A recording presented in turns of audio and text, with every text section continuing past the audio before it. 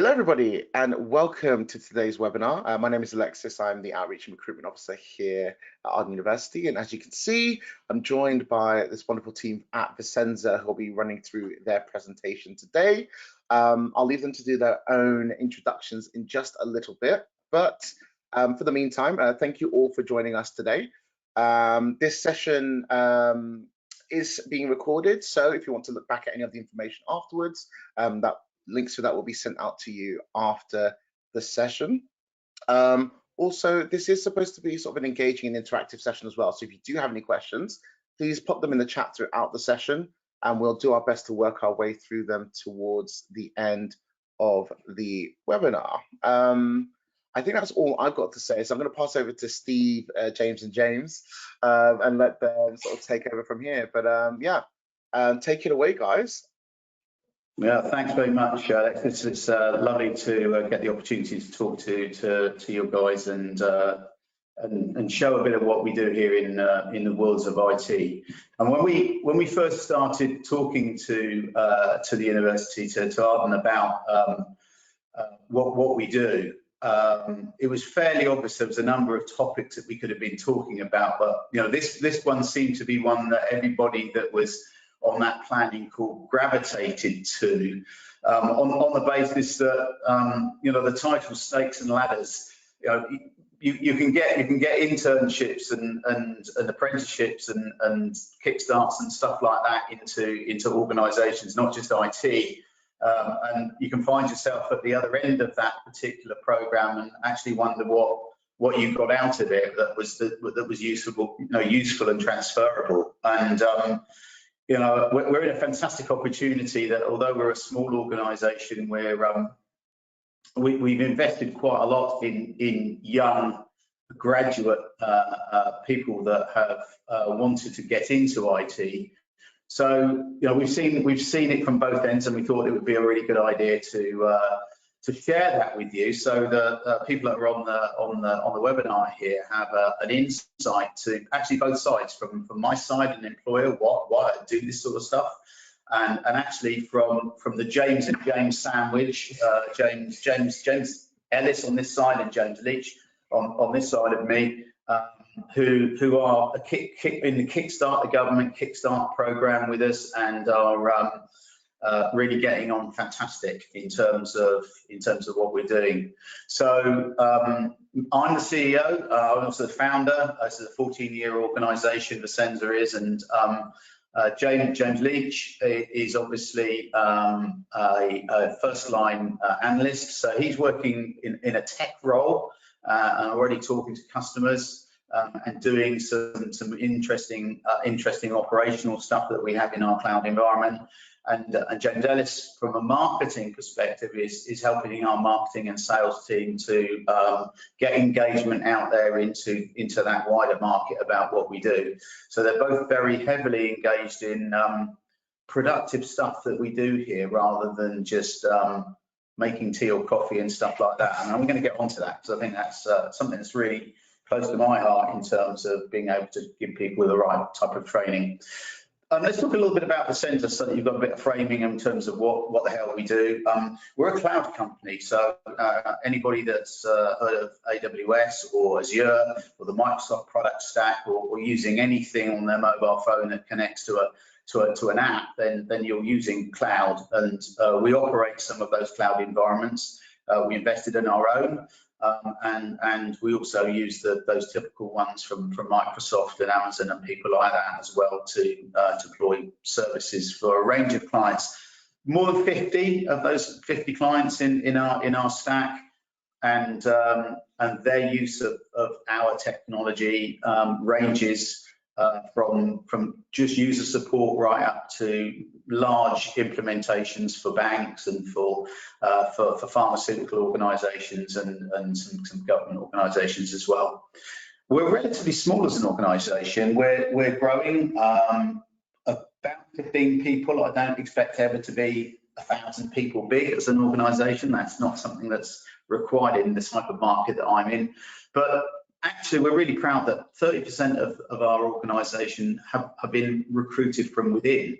The two people that joined the organisation as grads some 5 or 6 years ago have come through the ranks and been promoted. So the opportunity to get a job in technology and in other markets as well, and to show your strengths and to become part of the team and actually get that career off the ground and moving is really attainable, and hopefully we can give you some pointers about that today. We're a southern-based company, so we're not up in Arden's neck of the woods, but we have about 65% of our customer base is actually offshore in places like Singapore, in Australia, in Brazil, and obviously the United States of America, as well as quite a lot of places in Europe. And I think which also just lends itself to the fact that, particularly in technology, the opportunity for people to work for organisations that are geographically separated. You don't actually have to have an IT company rock up in your hometown to get involved in IT, and that's one of the things that technology has delivered, and I suppose that's been very apparent by the way that people have used technology to keep connected during the COVID pandemic and stuff like that.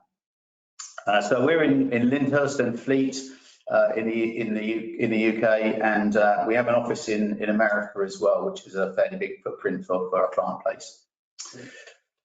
So as I said, we have a product set which is pretty diverse, from selling licenses for office products to large deployments of servers and infrastructure for big organisations.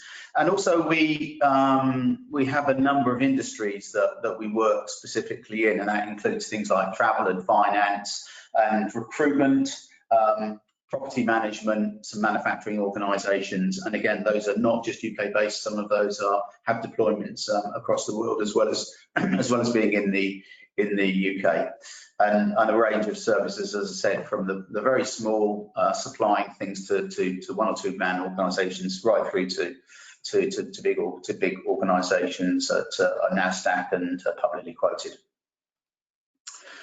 So let's talk a little bit about the employee's perspective. Why would an organisation that is relatively small but actually is growing, why would they risk taking on people that know very little about IT and are very new to working in business? What's the attraction from my perspective to do that?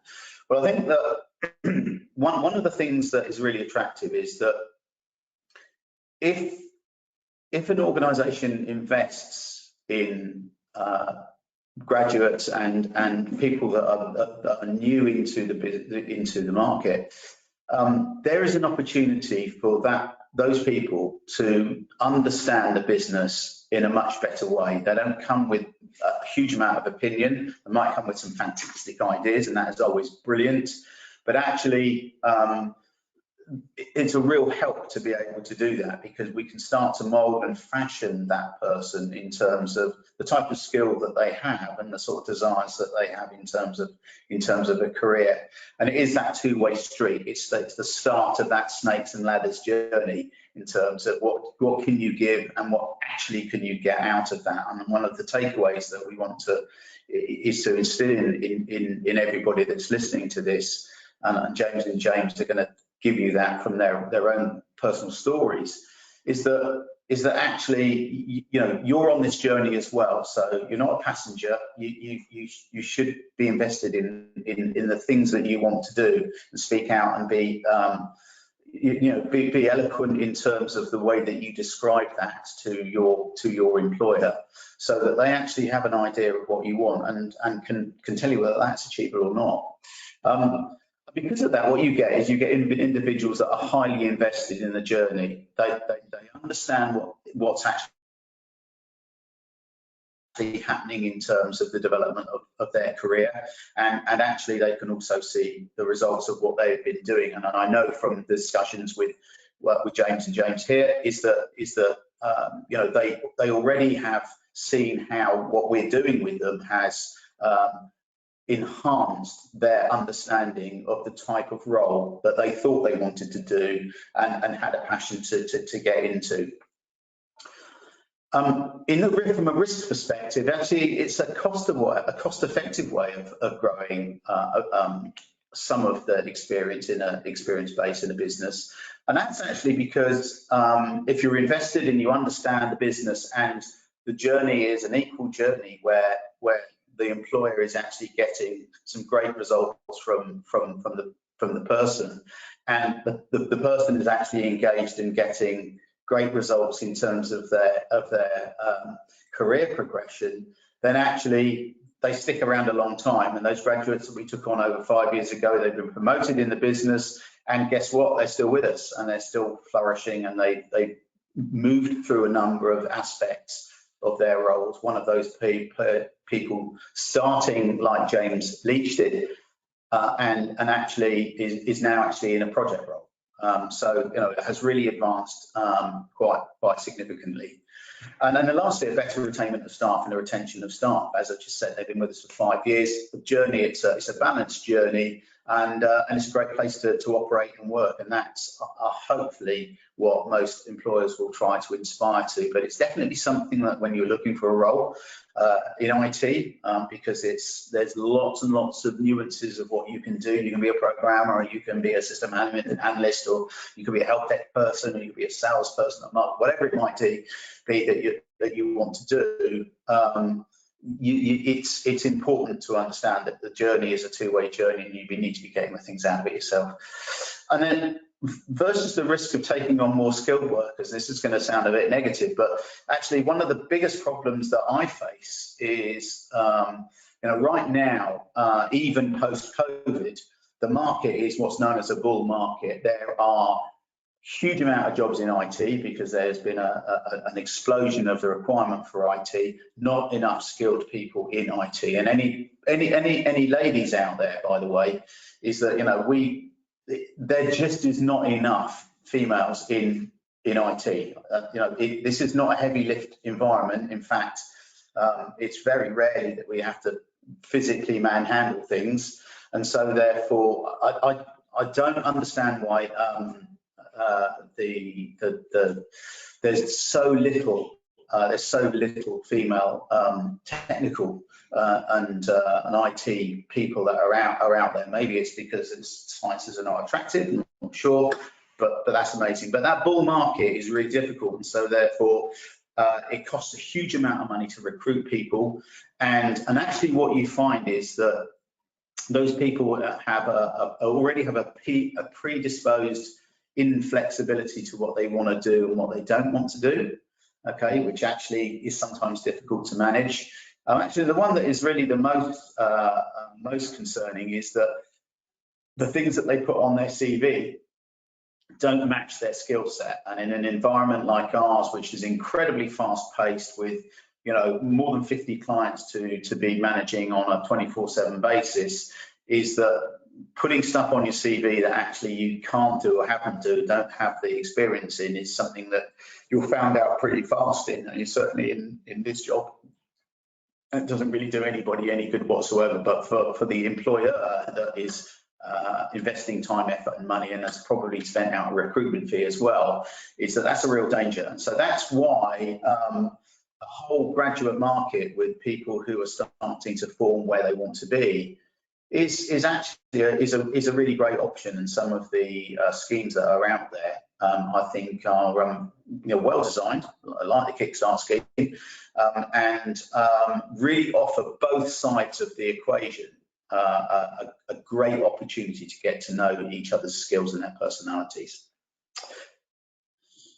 So let's talk about it from the employee's perspective for a second. So what's the benefit of taking a position with an organisation, maybe on a part-time basis, maybe on a Kickstart basis, like these two gents here are currently doing? Why do it rather than go gung-ho and just try and find a full-time job in something else, which is not the discipline you want to do? Well, okay, the first thing I think it does is it gives access for those people to see the position and actually assess and grade whether or not that is really the thing that you want to do. And again, certainly from our experiences with the grads that we have had here at Vissensa so far, is that we've been able to focus them down and give them the opportunity to validate whether or not actually this is the thing that is actually going to excite them. And even from sort of small beginnings where they perhaps didn't have the composite skill, it's quite clear that the skill really is in there and the passion to do something is in there. And again, it's a win-win thing in that respect. It's that two-way street thing that I was talking about. The other thing I think that's important is it gives you the opportunity and the space, if you do this right, to give you to form opinions about what you want the outcome to be. And I think that again, talking about that two-way street, when you go to these type of interviews, when you're interviewed for these type of things and respond, then actually ask the employer what they think the outcome can be. Because then I think that mismatch of, well, actually what we're doing is we're just trying to fill you into a position because we just need somebody to do X, Y, and Z for a little while, to actually what we're trying to do is we're trying to build a career for people that can stay with the business, or that they are going to actually give you some tangible transferable skills. Don't be frightened to ask those questions. I think that is something that it doesn't happen very often. Doesn't happen enough, should I say, and you're quite within your rights to do that. And I think that, again, that forms an opinion. Somebody asking me that sort of question from the other side of an interview table, actually, that gives me great confidence that they are starting to understand where they want to be, and shows me that they probably are going to be a good bet if I hired them. It also obviously introduces you as the graduates to what the job entails, and what gets put down on a job spec to actually what the job entails.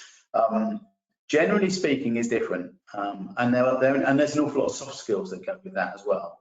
So it's the interaction between the different teams, right through to specific things that are tasks that, as an individual, you're given to do, which, again, hopefully, if you pick the right organisations, they're tasks that are not just the menial type of thing, but actually they're ingrained in something that's important to the business, and that you're involved in the things that are important in the business as well, because it means that learning exercise for you is, you're condensing that learning exercise and actually starting to understand how that piece of the thing that you're doing is part of that bigger puzzle of how the business is a success. And I think also is, as I'm saying, is it gives a great and really valuable insight in terms of actually how a business operates on a day-to-day basis, the stresses, the strains, the ups, the downs, the personalities that you meet and have to get on with. All of those sort of things are all life skills that are part of getting to a point where somebody says, you know what, you're a slam dunk as a bet. You've done this sort of stuff. You've worked in an organisation. You clearly understand how it operates, and that's going to give you a much better leg up in terms of being ahead of everybody else in that race to bag that great job. But there are some things that you, as individuals, also have to commit to do. So I've put a couple of things here on this slide. Is, you know, to get yourself into that position, you need to think about actually what you want to do. It's no good leaving it up to your career advisor or you know, the day before the interview that you're going for to try and form these opinions. Think about this stuff now in terms of, you know, look, are you an indoor and outdoor person? You know, that's going to frame the sort of job you might want to do, and there's no wrong or right answer to any of this. But if you hate being indoors, then guess what? You're probably not going to have a fun time in a job indoors, and it's probably not going to come across that you're that happy doing that. I know, are you a people person? Do you like helping people? Do you like problem solving? Are you a team player? Actually, do you prefer working alone? You know, are you an inventor? And you just want a room and quiet space and the right technology to build the next, Google or whatever it might be, or actually do you thrive on actually having teamwork around? Think about those type of things, because they are all of things in not just this job, not just in IT, but in lots of employment settings. People are trying to analyze whether or not that's the propensity that you have, and having those opinions and being deliberate in terms of telling people what you want will fashion you down to the types of roles that may well work for you. And then you can then start focusing on the actual specifics of those roles to make sure that you're well prepared when you actually get the break and get in front of them. So structuring those ideas and bringing those decisions to career advisors and people that you're using to get into employment is absolutely key in that respect. So what's some of the issues? Let's step back now. We've talked about the employer, we've talked about the employer. Let's now look at the issues in the market for both parties. Okay. So I've already mentioned that in this bull market, particularly in IT, many of the skilled worker CVs are highly disproportionate to the actual skill that they have, and that risk is quite significant. For an example, to get a hire wrong because the employee has stated something on their CV that they can do, let's say I'm a network engineer and I know all about networks, and that they actually don't, or they've seen over the shoulder of somebody how network runs, that mistake, to find that mistake out and to rectify that mistake is somewhere in around about 35 to 40,000 pounds worth of investment for a business like mine to work out that they were the wrong individual. So the employment market may feel hard to get into from your side of the fence, but actually from my side of the fence, it's a huge break on the business when decisions are wrong and we find the wrong people. And so therefore that's why I think that there's huge amounts of people chasing jobs, and it feels like it's a bit of a lottery in getting a job, because people are very picky. Certainly we as an organisation, we are incredibly picky about the people we take on. And it is because of the actual cost and break that goes on the business to make that happen.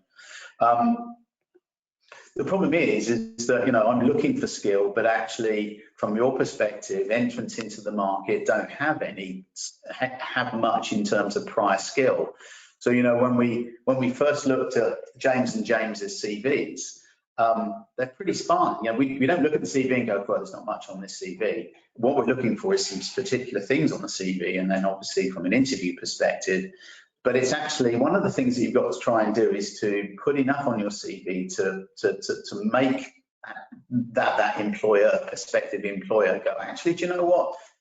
I'm not expecting to see huge amounts of skills, but what I want to see is some sort of linear activity from their graduation in terms of how they try to move themselves forward from attaining a degree to actually getting to a point where they're sitting in front of me in this point to that.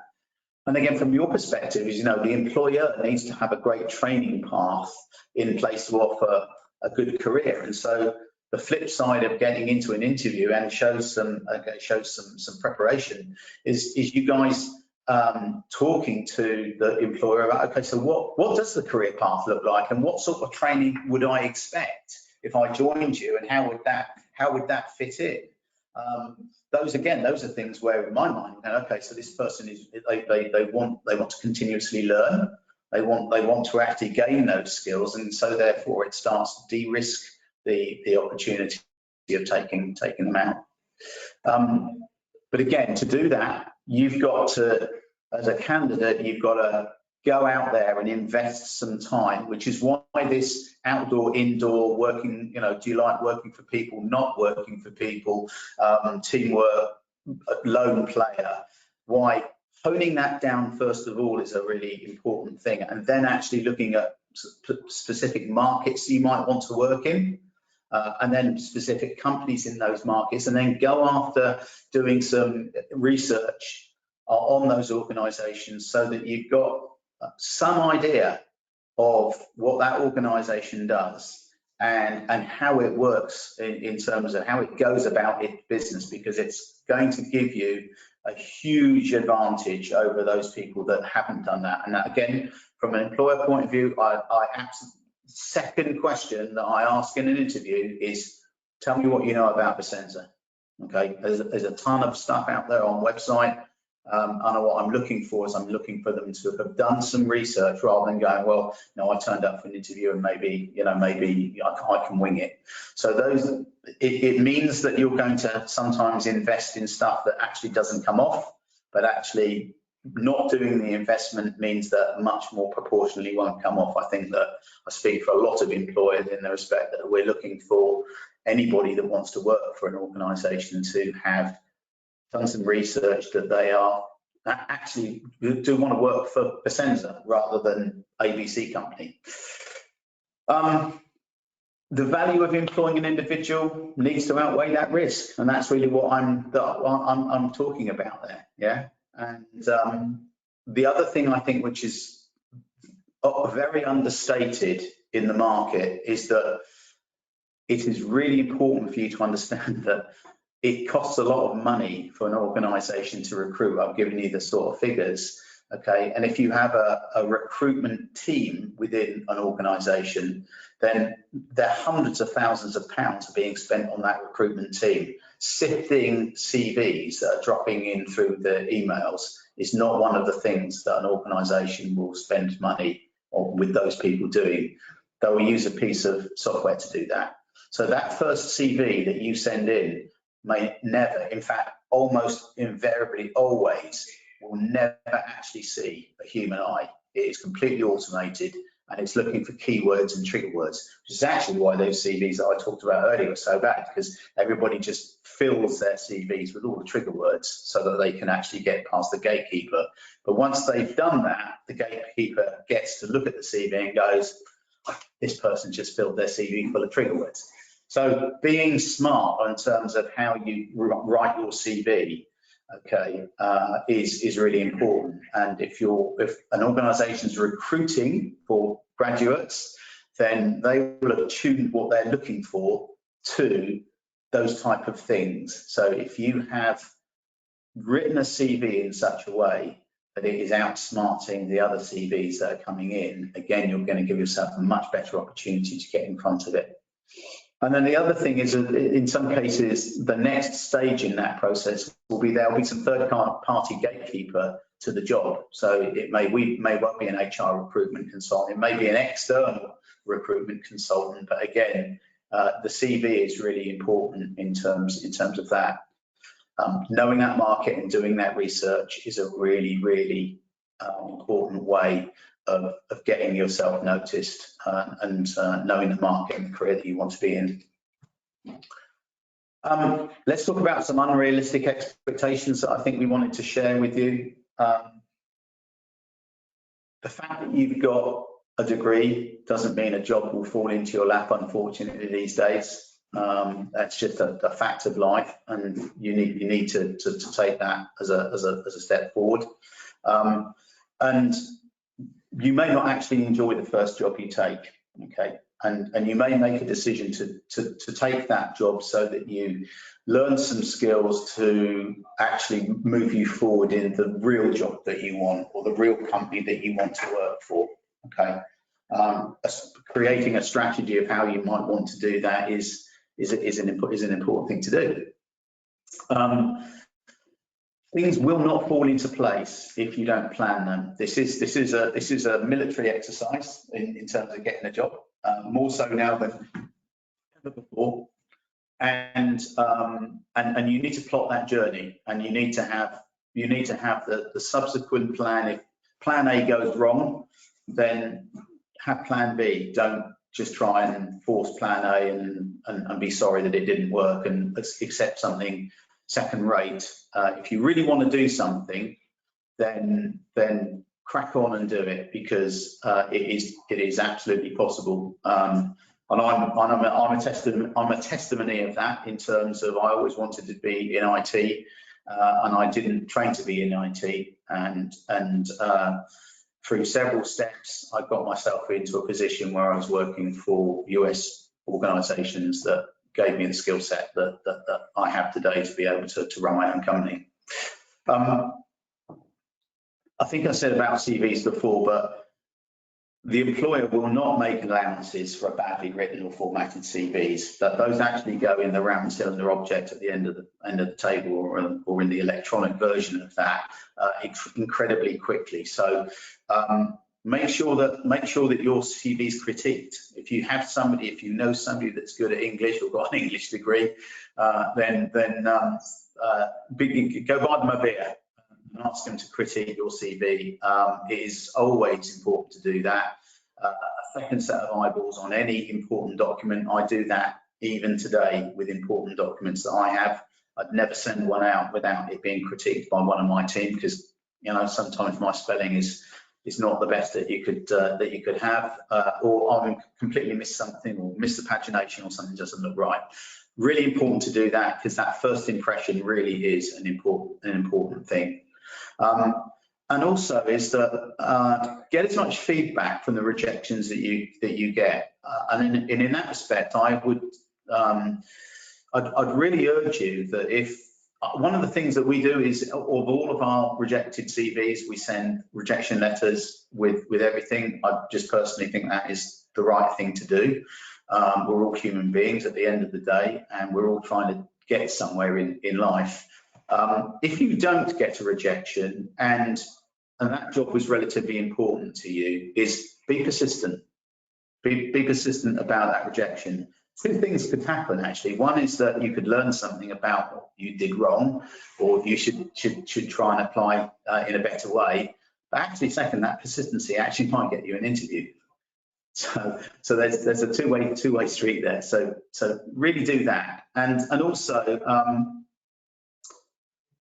the career you do now, it might not be the career choice that you end up with. I've actually been through three different careers in my life. I started as a technical person, I then became a salesperson, and then I became a business leader. Okay, so I've had three careers in my life, and I think that's actually got there's more opportunity to do more careers and flip careers. It's about transferable skills and what you learn along the way. But I think the other thing to understand is that it's an unrealistic expectation to just be a passenger. Do not be a passenger in the journey in any shape or form, because that really won't work out. So from a reality check, the value of further education is part of the kit bag to get a great career and get a great position for your career. It's not the only thing. And transferable skills are really important. And whatever you do, whatever job you go into, if you're doing a temporary or a flexible job or an internship or whatever it is to suck the pips out of most of the transferable skills that you can get, and be really conscious of that, because that's the thing that you can take to pretty much any other job that you're going to do. Most people can learn a new sort of main skill. But actually, the transferable skills are the things that actually get deeply ingrained in you and actually become your persona when you're going for interviews and actually operating in an organisation. Most of the job postings are fairly misleading to actually what the opportunities are. So again, ask questions. I think it's really important to do that. regional jobs are difficult if you live out of that area, but IT is solving some of those things,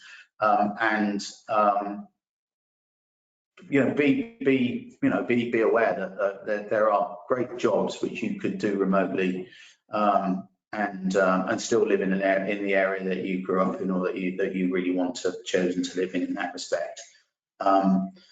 You also have to stand out electronically and as a person. You do that by the way you dress and the way you turn up at the interview. Don't be late for an interview. I know all these things are really important and probably pretty obvious things, but also, as I say, the way your CV is written, and your social media, how you are on social media is a really important point. People do scan social media before they take people on, actually, to see whether or not you have any outright opinions in one direction or another, because actually that has a huge effect on a business. A lot of people in social media don't put their picture up. Okay, I actually don't link in with anybody that doesn't have a picture in, for example, on LinkedIn, which is one of the main business tools used. If you don't have a LinkedIn account, they're free. Go and get one. Go and post yourself up on that and start, actually, because people actually, once they've got your CV, one of the first places they'll go and look and see if you're on LinkedIn. You can get recommendations from some of the employers you've got and things like that. So your electronic persona is as important as your real persona, and it does have an effect on your success and ability to have a job. And obviously, IT organisations are right in the forefront of that. So why wouldn't they use those type of tools? As I said before, the first pass for a CV is rarely a human, so be aware of that and make sure that your CV is in such a structure and it's got a good amount of information chronologically. One of the other things I see on a CV is that people have completely missed chronologically where they worked. Sometimes they're working in one place and actually they also say they had a job in another place for over a year. That's just because they haven't done that. And the other thing don't do is cut and paste. So the fact that you opened the post and you made the tea, I hope that's not what you're going to be doing, but effectively, if you did that in 2 roles, don't cut and paste it. I mean, say, I opened the post and cut the tea, and then you were the male operative and you were in charge of kettles in your next role. But don't cut and paste, because actually that shows that you're being really tardy about the CV, and you're just trying to pad it out. So that's also important. So lastly, from my perspective, people buy from people. So I'm saying include your picture on a CV, include your picture on your written CV that you might actually take to an interview or send to people in that respect, so that they've actually got a view as a person, because actually people look at people's pictures and they buy from people. One of the things I think that's really important here is that this market, even after COVID, this was a graph that we included just recently, because it's come from UK government stats, and it's actually showing the growth in opportunities over a period, and obviously right through that COVID pandemic. And obviously you can see that the number of opportunities in terms of, it's over a million, this is over a million jobs available in the UK at this point in time. And from that, we can obviously see there's an awful lot of entertainment and recreation and food services activities, and we know that that's going to be flipping burgers and busting tables and stuff like that, and there is nothing wrong with any of that type of job. We all like a good meal out and to be served well. But actually, if you're looking for a role in the professions and the scientific and that sort of stuff, any of those other more skilled environments, you can see from the bottom edge of the graph that there are still less jobs. There are jobs out there, but there's a lot of people chasing those jobs, and there's less of those jobs. And so focusing yourself down in terms of giving yourself the best opportunity to get those roles is a really important point. So let's talk about why we chose James and James. Why did we chose the two Kickstarters, James Ellis for marketing and James Leach for technical? And it really was all to do with their CVs and actually how they presented themselves at interview. You know, for James Ellis, you know, he clearly showed that he was a worker. I'll let him describe some of the things that he did, because actually that really made us laugh.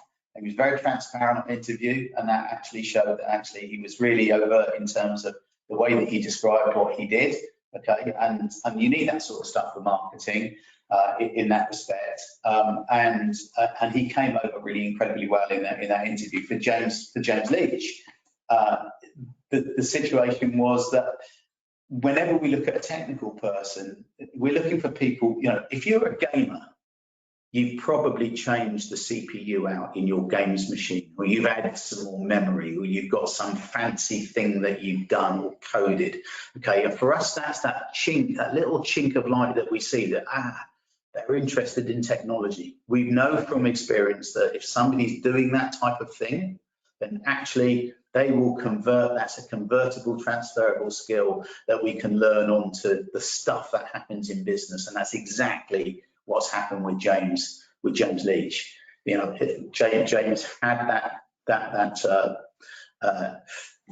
gaming type environment. He played around with that sort of stuff. And again, at interview, he was able to talk to us and apply some of the stuff that he did. And we just saw that as being a good way to start and going forward. And we have no complaints in what we're doing.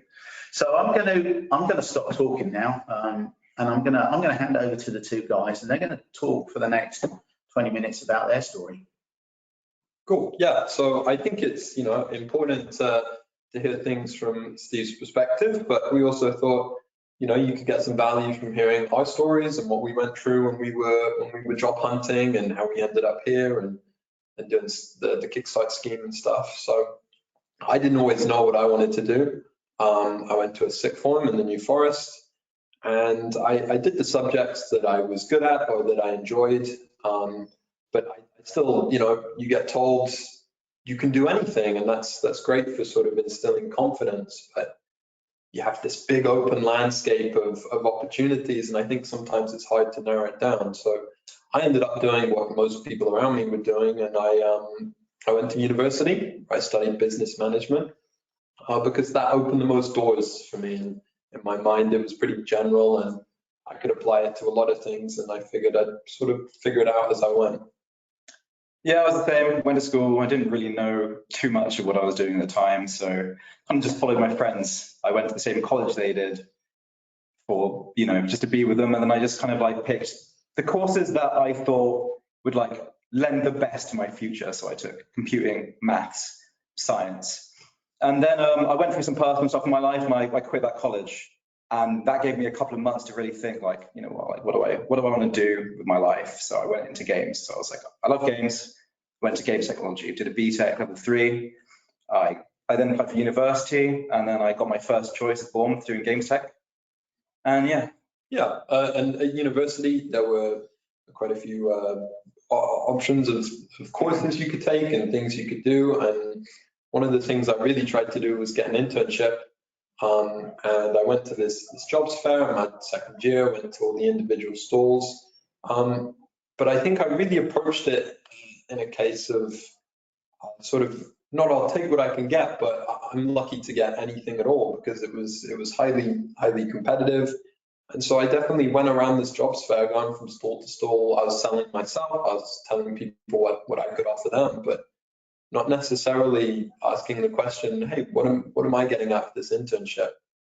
And so I think that's something really valuable to sort of be mindful of if you're going for internships or anything like that, is actually having this negotiation between the two parties of, you know, I'm giving you something, but also I need valuable experience. And I think a lot of my internships and stuff would have been a lot better had I asked those questions. So I think that's something really important. Yeah, so I think I had the more extreme of that experience, where when I was trying to look for internships during my course, where I was doing games, it's such a competitive environment. There was so little positions going that I was just like swamped. I had classmates that applied to like 78 positions, like internationally, and they would get like no response. I think only 5% of my course actually got a placement in a relevant to the degree field. So I was so dejected by this, I just didn't even apply myself to a point where I like applied for these internships. Yeah, and then, you know, university's over, graduation comes around, and you know, I sort of delayed the decision of really focusing in by going to uni, and suddenly the 3 years are over and you go, oh my God, I've got to somehow find my way. And I did some bits and pieces and I sort of vaguely knew, but you really, when you're job hunting, you have to learn these skills, because there are a lot of jobs, I think, that are entry level, and they almost prey on graduates, I think, and they take advantage of the fact that you don't really know 100% how to navigate this market and what you're doing. And I think it's important, yeah, to try and learn those skills to be able to tell what jobs are sort of not necessarily legit or not legit, but I think there's a difference between what the job actually says it's going to be and then what it actually ends up being. So I think that's an important skill to learn as well. Yeah, so just coming out of university, I didn't even know where to look. Like I didn't know what the resources were. I just took the jobs that I could get. So I worked in Nando's for like a few months.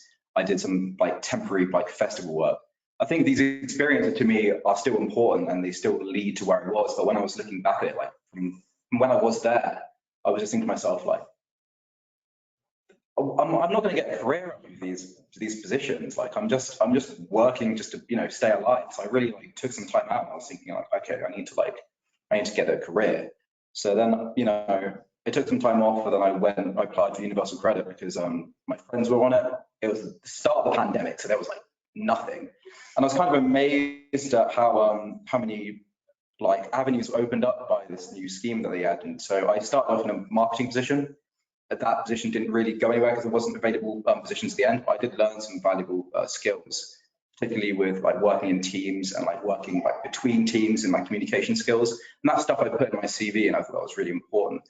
So when I moved forward and I was in the job market again for the second time, when I found this role at Vissensa, I was kind of like, it was a bit of a serendipity moment, because I was like, you know what, I've really wanted to work in tech. I've been in games for so long.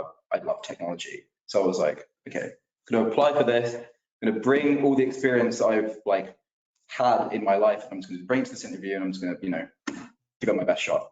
Yeah, I think, yeah, I had a similar experience. You know, you take up part-time roles, and I did quite a bit of temping. You know, I worked at a Christmas market. I built showers for prisons in Australia. I spent 16 hours working in the lingerie section of a local supermarket. I was just sort of taking what I could get, and it wasn't necessarily tied to my business degree, you know. And I think I've seen a lot of friends who have gotten into these situations where they take a job because the money's coming in and it's safe, and at least they're getting something, but it's not necessarily using the skills that they picked up along the way. It's not necessarily something that they wake up and they're thrilled to do in the morning. And I think it's important to sort of make that decision and put your head down and go, this is exactly what I want to do. And so that's what I did. And I picked up stuff from the part-time work I did, and I went, I'd like an office job. I quite like the marketing side of things. I like being creative. And so I opted for the Kickstart scheme. And I had like a work coach, and I told him what I wanted and sort of did that negotiation.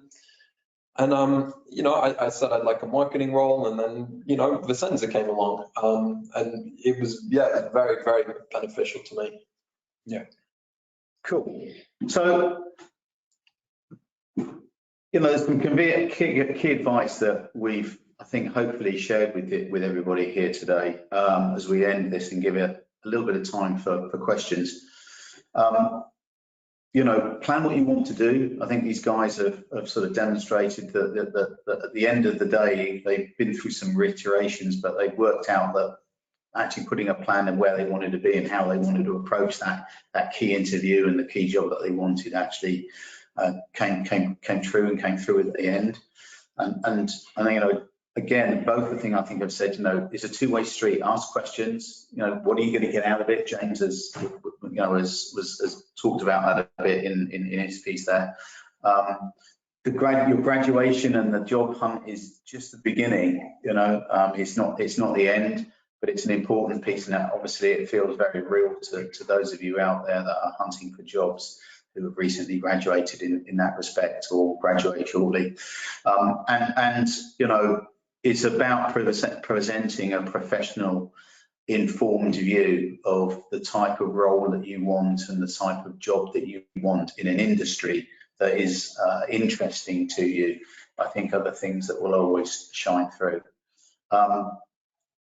Your CV is not going to be the thing that gets you the job. It's a piece of a mechanism, and you need to treat that as a barrier to entry that you have to make as good as possible to reduce the chances of it being rejected.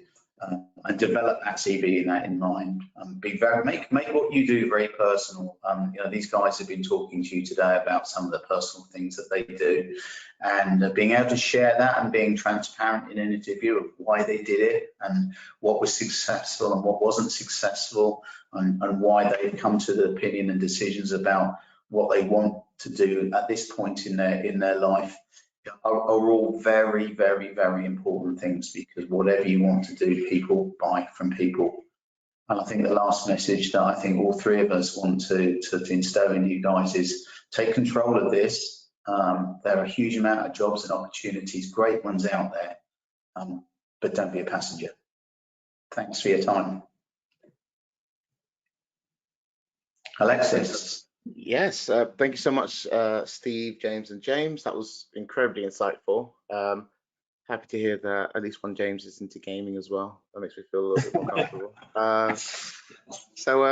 Yeah, as I mentioned, if anybody has any questions at all, now is a great opportunity to do so. There's not a lot of opportunities like this to have, you know, people like a CEO in front of you. So if you have any questions, now's the time to ask them. Yeah, I'll give everyone a couple moments just to get their brains whirring. I'm sure they're still processing all the tips and tricks there. Are you going to ask us the question, Alex? So are you going to? Yeah. So when they come through, I'll ask any if they do. So.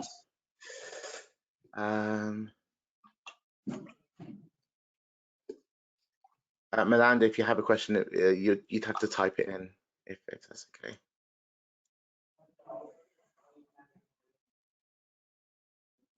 Let's see. I think a couple should come through in a moment.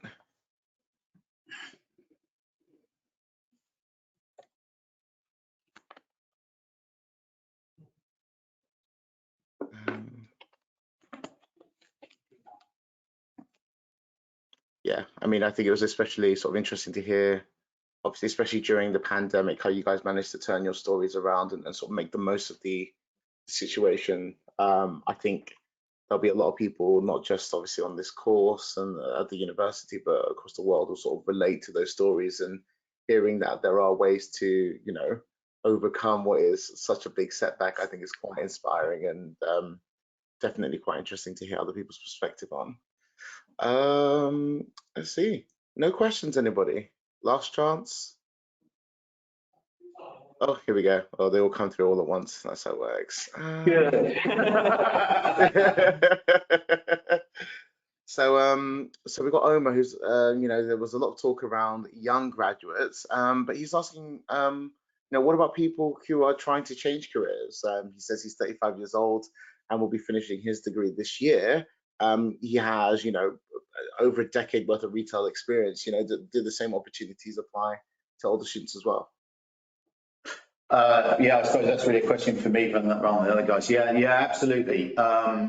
You know, I think the thing there is transferable skills. I mean, that particular individual that has retrained and graduated in something different is, they had a huge amount of work experience before, and I think one of the things that's really important to concentrate on the things that you took from those roles. You're not doing that role now, so the question that might be asked is, okay, well, why did you want to change?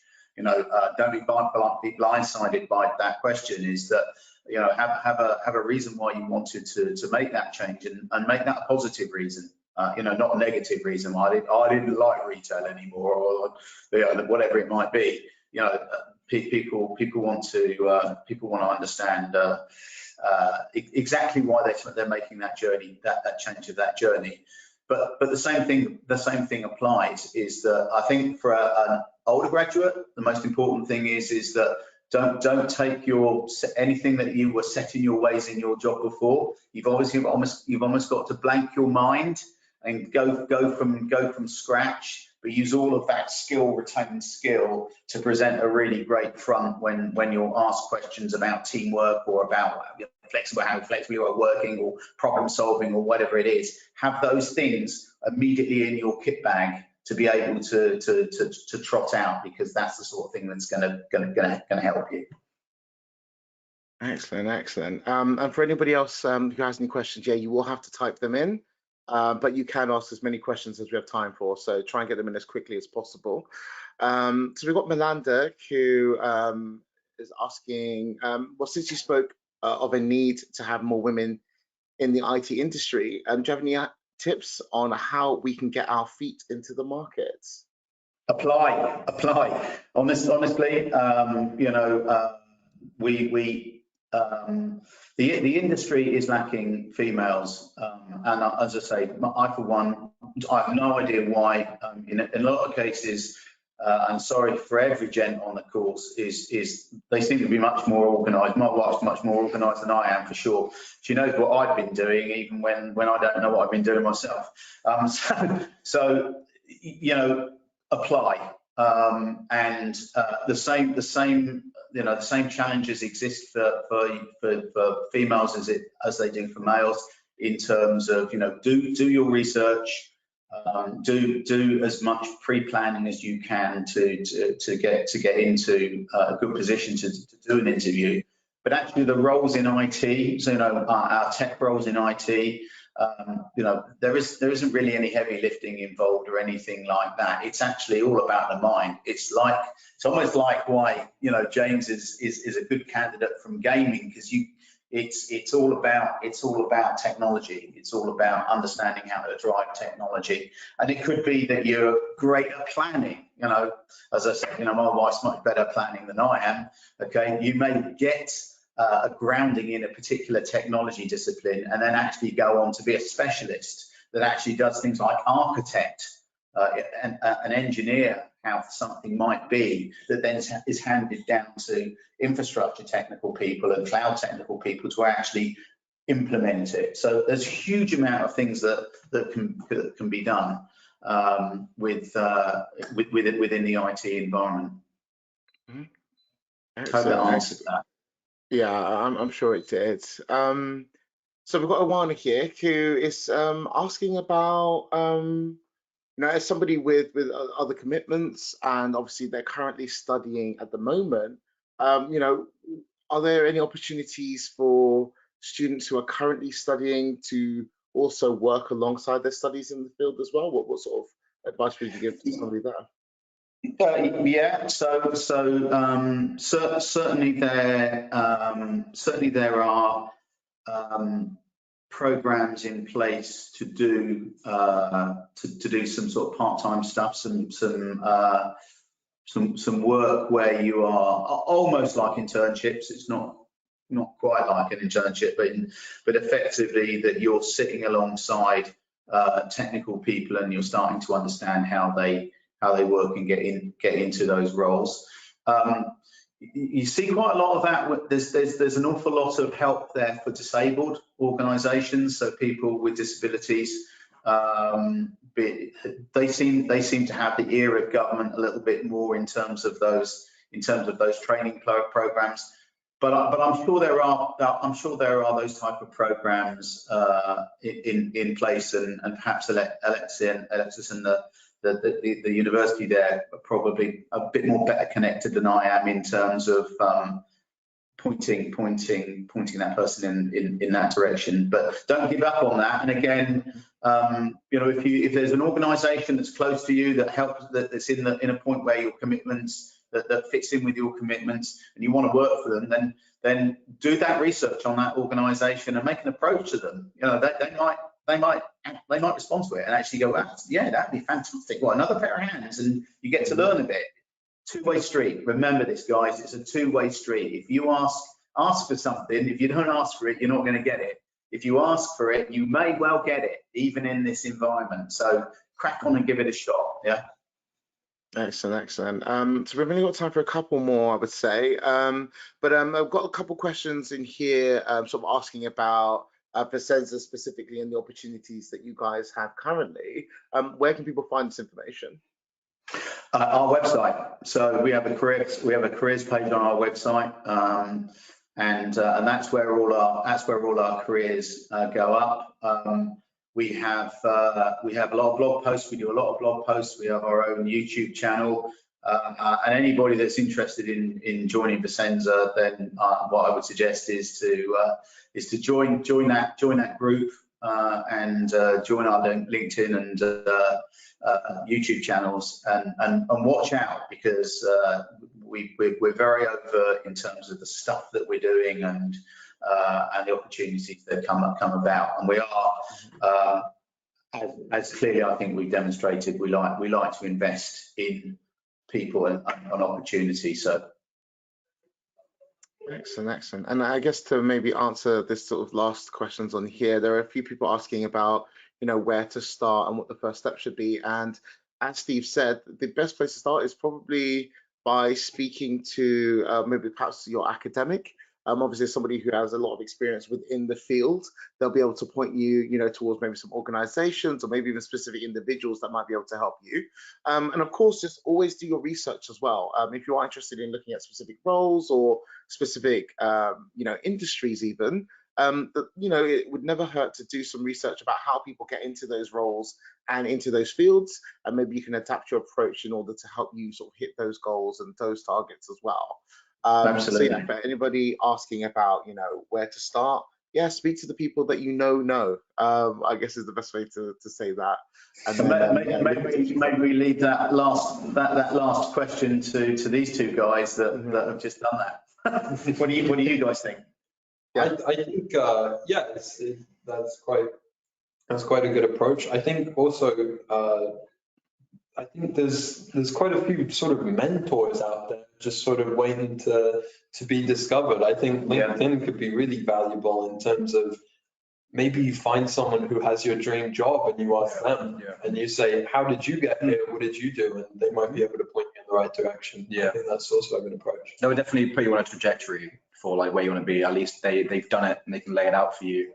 And then you can be like, okay, at least I know what steps to take. Yeah. Hey, and if anybody wants to approach me and ask me a specific question of how to or what to, or have you got a bit of advice, you know, that's unfortunate. That's why I sport grey hair these days. I'm very happy to help. So please get in touch.